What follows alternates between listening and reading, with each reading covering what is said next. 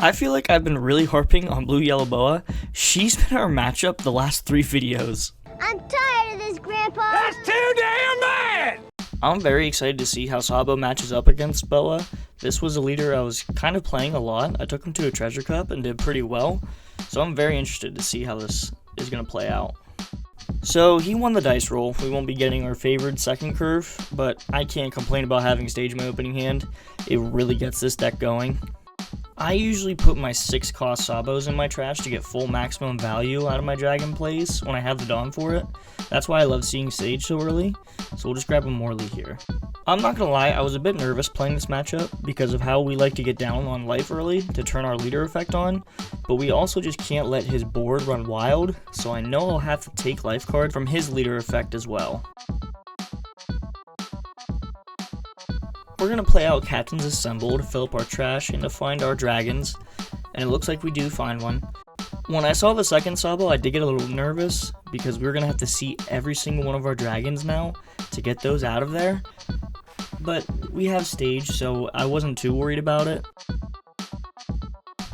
I think I'm going to post a deck list on my shorts of Sabo because I run a card that I don't typically see in this deck. But Garp is definitely in here as a versatile searcher and to get Stussy out of our deck. We're going to attach a Dawn to make it a 5k swing to life, and we're going to see if our opponent is going to get a trigger from it. And he does. Then to finish off our turn, we're going to use stage to fill up our trash, and then just grab something. I think it was just another 2k. Yeah, it was Koala. Our opponent is going to rest 2 and play out their own searchable version of Hiyori to take a life and set a card on the top of it, basically just forcing us to play right into their hand of hitting triggers and filling up their board very quickly. I also just saw the rumored starter decks coming out in the summer, which is looking pretty exciting. I do think Red Luffy should be swapped out with OP14 Law though. I'm cool with useless Captain Mid though, because I can get some Supernova support for Green Yellow Law.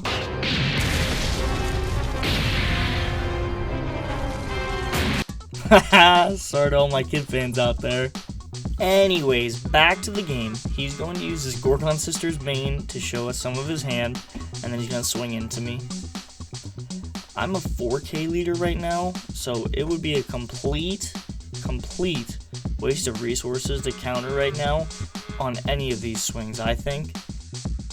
This does hurt us because he is building a little bit of a board, but we will then get our leader effect off to really get our deck going then.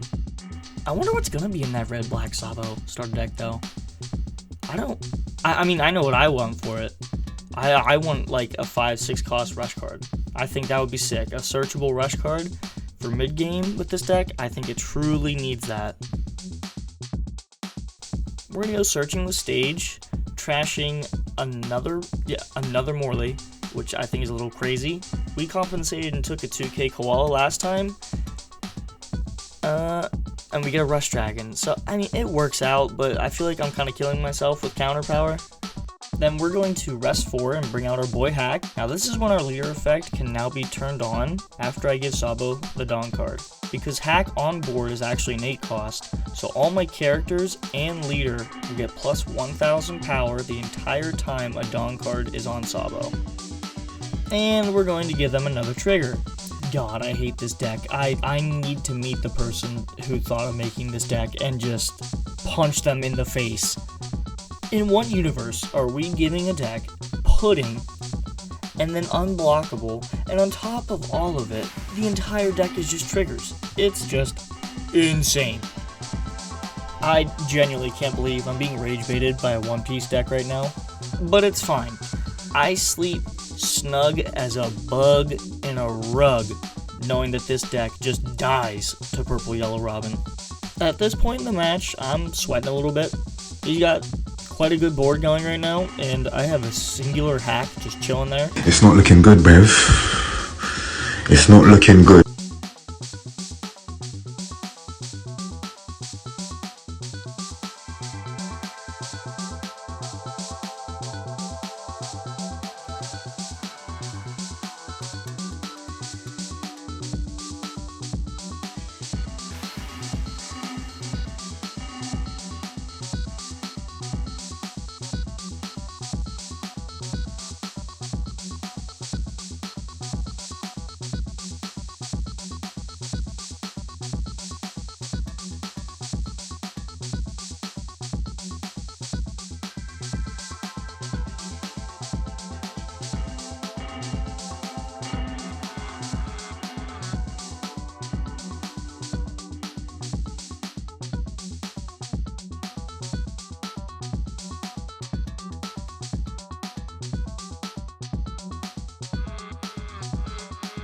We need to get something going here, and I definitely need to take out some of his board at the expense of a life card.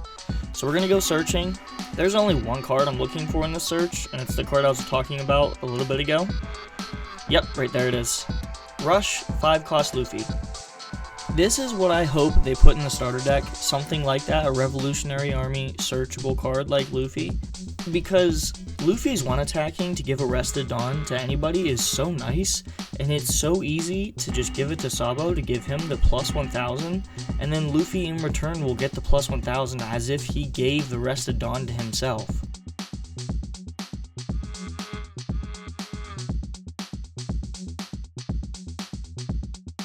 I 1,000,000,000% got baited here and should have swung with Luffy first, which is so unfortunate because we would have gotten so much value off of our swings with Luffy.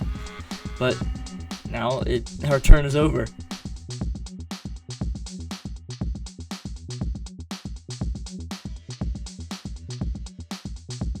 Our opponent rests 5 and brings out Boa that doesn't allow a leader or character to be rested, except if it's Monkey D. Luffy, which is kind of cool. We had a little bit of unexpected tech against Boa.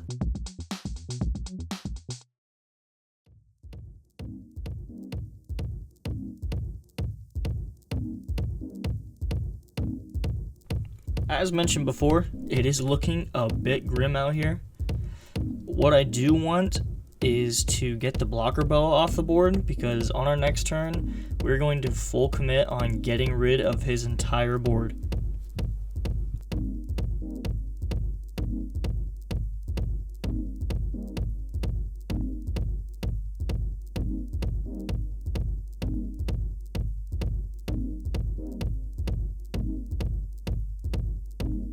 At this point, I switched up the game plan because I don't think I anticipated going down to life so quickly when I know I should have.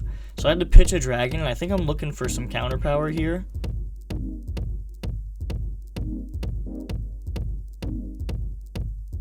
We now get to play one of our dragons. We have a pretty big trash, so it doesn't matter about getting rid of 3. We're just going to bring out one of our Sabos for a blocker. It is unfortunate that our leader got frozen, not being able to attack, but my main concern now for this turn is to stack as much power as I possibly can on our Luffy and swing it on Gorgon Sisters so he cannot spread out his Dawn so efficiently with their main.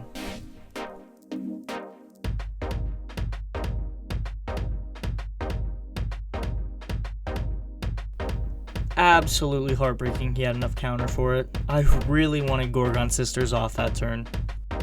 This next turn is all about surviving, and he made a very big misplay on this turn. He did not think that Sabo was an 8 cost character through his main, so he could not bottom deck the Sabo, so he could only bottom deck the Luffy and one of my searchers.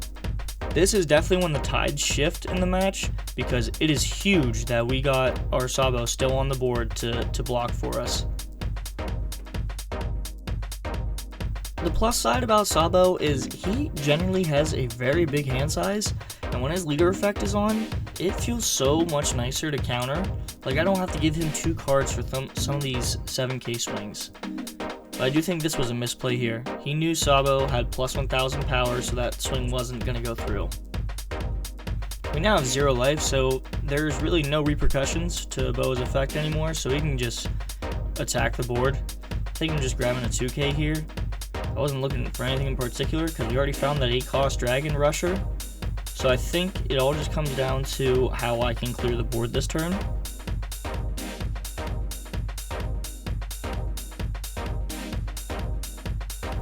You can tell right here, I really wanted Gorgon Sisters gone because I pointed aggressively at them. After that swing went through, I started to gamble or kind of wrestle the thought in my head of going for game. I was really looking at the 8 cost dragon in my hand, and I thought that I would have just enough, but this was a big gamble, and if I were to replay this match, I wouldn't have done it. I would have cleared his board and then maybe played another blocker like that hack in my hand. I kind of just swung for the hills here.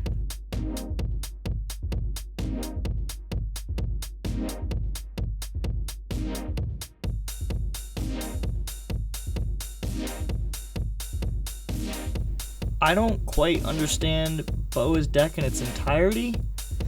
I guess this trigger was for him to maybe find more counter in his deck. He gets the draw 2 off of this Shocky.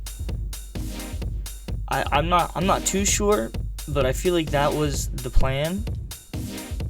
I do get to finish him off this turn with the Sabo blocker swing, so a good game to my opponent. This will be the last Boa Hancock, at least yellow-blue, on the channel for now. As always, I appreciate each and every single one of you that take the time to watch my videos. It means a lot. I really enjoy making videos. Leave a like and subscribe if you enjoyed, and I'll see you next time.